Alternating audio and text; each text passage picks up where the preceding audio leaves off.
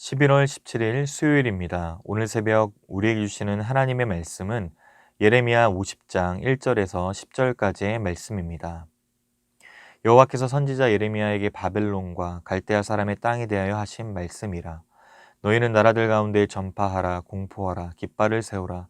숨김이 없이 공포하여 이르라. 바벨론이 함락되고 벨이 수치를 당하며 무로닥이 부스러지며 그 신상들은 수치를 당하며 우상들은 부스러진다 하라.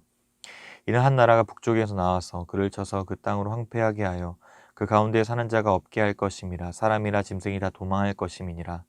여호와의 말씀이니라. 그날 그때 이스라엘 자손이 돌아오며 유다 자손도 함께 돌아오되 그들이 울면서 그 길을 가며 그의 하나님 여호와께 구할 것이며 그들이 그 얼굴을 시온으로 향하여 그 길을 물으며 말하기를 너희는 오라 잊을 수 없는 영원한 언약으로 여호와 연합하라 하리라. 내 백성은 잃어버린 양떼로다. 그 목자들이 그들을 곁길로 가게 하여 산으로 돌이키게 하였으므로 그들이 산에서 언덕으로 돌아다니며 쉴 곳을 잊었도다. 그들을 만나는 자들은 그들을 삼키며 그의 대적은 말하기를 그들이 여호와 곧 의로운 처소시며 그의 조상들의 소망이신 여호와께 범죄하였음인즉 우리는 무죄하다 하였느니라. 너희는 바벨론 가운데에서 도망하라. 갈대아 사람의 땅에서 나오라. 양떼에 앞서가는 순념소 같이 하라. 보라, 내가 큰 민족의 무리를 북쪽에서 올라오게 하여 바벨론을 대항하게 하리니 그들이 대열을 벌이고 쳐서 정복할 것이라. 그들의 화살은 노련한 용사의 화살 같아서 허공을 치지 아니하리라. 갈대아가 약탈을 당할 것이라. 그를 약탈하는 자마다 만족하리라. 여호와의 말씀이니라. 아멘. 46장 이후에 나타난 열방들에 대한 심판 예언은 이제 그 끝을 향해 가고 있습니다.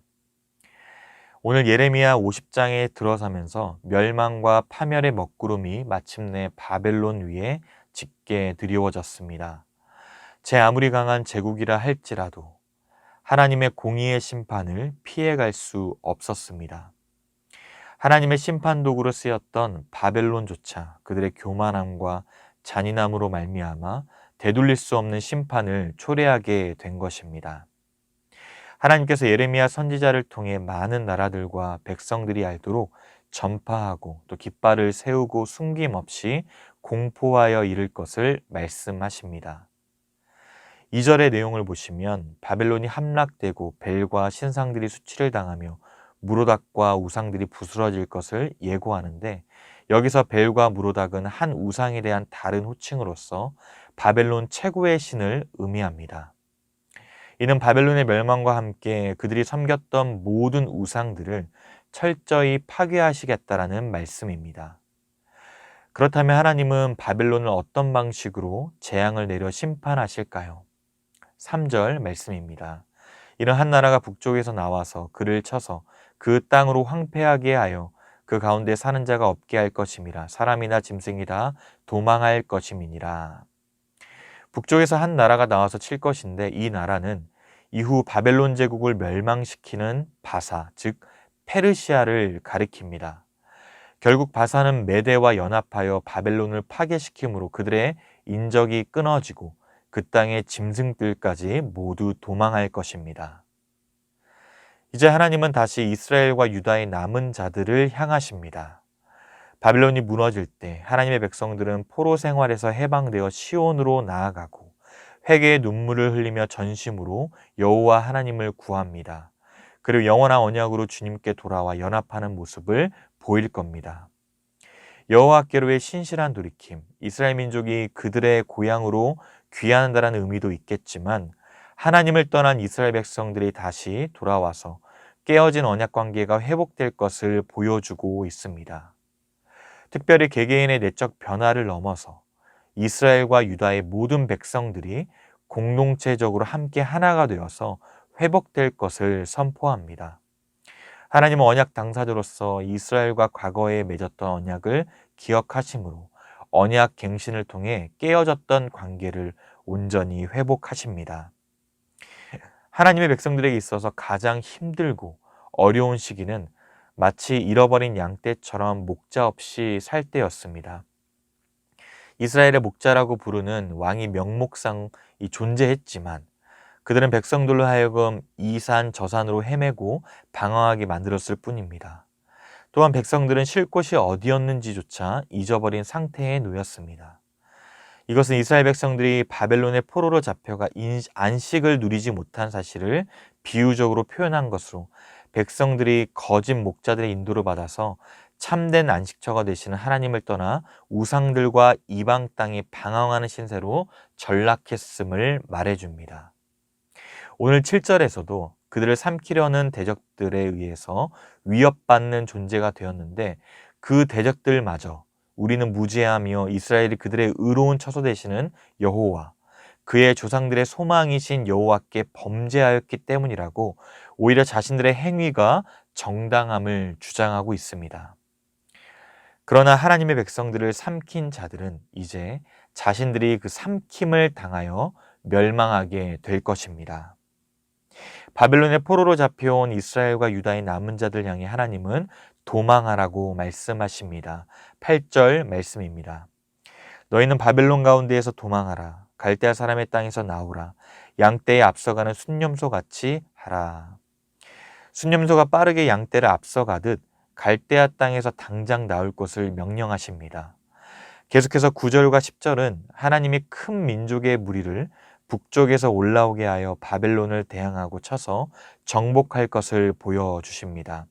앞서 3절에 소개된 한 나라, 바로 페르시아는 노련한 용사의 화살처럼 목표물을 명중시키는데 실제로 BC 559년에서 530년 사이 고레스 2세가 메데와 리디아를 합병하고 바벨론을 멸망시킴으로 페르시아 제국을 건설하게 됩니다.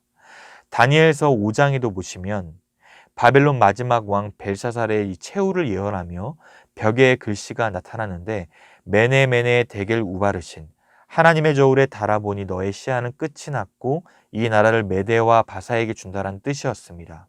오늘 본문의 표현처럼 갈대아 사람 바벨론은 약탈을 당할 것이고 그들을 약탈한 자들은 그들이 얻는 전리품으로 인해 만족하게 될 것입니다.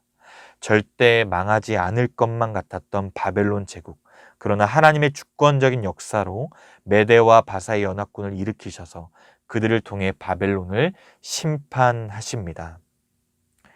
사람들은 당장 눈에 보이는 것으로 만족을 삼고 또 손에 잡히는 것을 힘으로 삼습니다. 그래서 당장 이 권세를 가진 자에게 굴복하며 그와 연합하여 살고자 손에 잡을 수 있는 권력의 가치를 두며 살아갑니다. 그러나 하나님은 당장 눈에 보이는 것이 실체가 아님을 깨닫게 하셔서 보이지 않는 하나님의 나라를 능력으로 삼도록 인도하십니다. 결국 눈에 보이는 것으로 힘을 얻고자 하며 보이는 것으로 만족을 누리려는 삶은 하나님 앞에 죄를 범하게 만들고 욕심으로 행하게 하며 멸망의 길을 가게 만드는 것입니다. 땅의 것을 추구하는 삶은 늘 경쟁하고 화해가 아닌 분열을 일으키며 하나님이 아닌 다른 우상을 섬기게 만듭니다. 그래서 하나님은 복음을 통해 보이지 않는 하나님을 믿는 믿음으로 생명을 얻게 하셨고 하늘의 것을 추구하며 누리게 하셨습니다. 과거 이스라엘과 달리 오늘날 성도들은 하나님과 영원히 폐하여지지 않을 언약을 세우게 되었습니다. 바로 새 언약, 예수 그리스도께서 영원한 생명을 내어 주심으로 보배로운 피를 토대로 세우신 언약입니다. 죄로 인해 심판받아 마땅할 우리를 그리스도의 보혈로 덮어 주셨습니다. 그러므로 우리는 그리스도 안에서 새 생명을 얻은 자답게 땅의 것이 아닌 하늘의 것을 추구하며 살아야 합니다. 복음은 심판의 상황에서 더 선명하게 드러나며 참 소망이 하늘에 있음을 분명히 보여줍니다.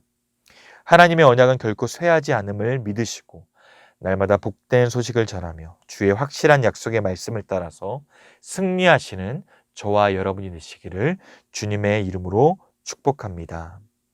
사랑하는 성도 여러분, 오늘 하나님은 열방을 심판하는 도구로 사용했던 바벨론 또한 심판하시겠다라고 말씀하시며 공의로 심판하시는 하나님의 성품을 드러내십니다. 바벨론은 메대와 바사 연합국에 의해서 멸망당하지만 이후에 바사 또한 이 메대를 복속시킵니다. 이는 세상의 주권을 하나님이 가지고 계시며 하나님은 공의로 다스리시고 심판하셔서 새롭게 하심을 나타내는 것입니다. 그리고 하나님께서 이 시기를 통해 이스라엘과 유다의 백성들이 모두 고국으로 돌아오게 하여 하나님께서 친히 약속하신 회복의 역사를 경험하게 하십니다. 바벨론의 멸망은 세상의 그 어떤 세력도 하나님의 손길에서 벗어나지 못함을 보여주는 동시에 하나님의 구원 또한 결코 실패하지 않음을 보여줍니다. 그리고 구약시대의 이 바벨론의 멸망은 신약시대에 넘어와서 궁극적으로 멸망당할 사단의 세력으로 모사되며 하나님의 구원의 역사가 성취될 때 바벨론의 무너짐에 대해 분명 말씀하고 계십니다. 원수를 멸하시고 진정한 회복을 주시는 우리 하나님이십니다. 영원한 언약으로 우리를 지키시는 그 하나님을 신뢰함으로 우리의 삶 가운데 친히 행하실 구원의 역사를 믿음으로 바라볼 수 있기를 원합니다.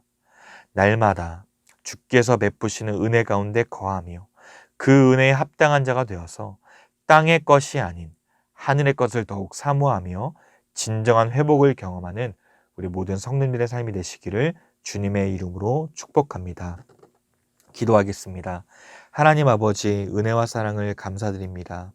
바벨론을 향한 심판, 열국을 향한 심판이 반드시 있음을 기억하여 땅의 것이 아닌 진정 하늘의 것을 추구하는 삶이 되게 하여 주시옵소서.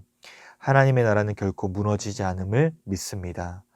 심판의 상황에서도 결코 쇠하지 않는 주의 확실한 언약의 말씀을 통해 진정한 소망이 오직 주께 있음을 고백하는 은혜를 허락하여 주시옵소서.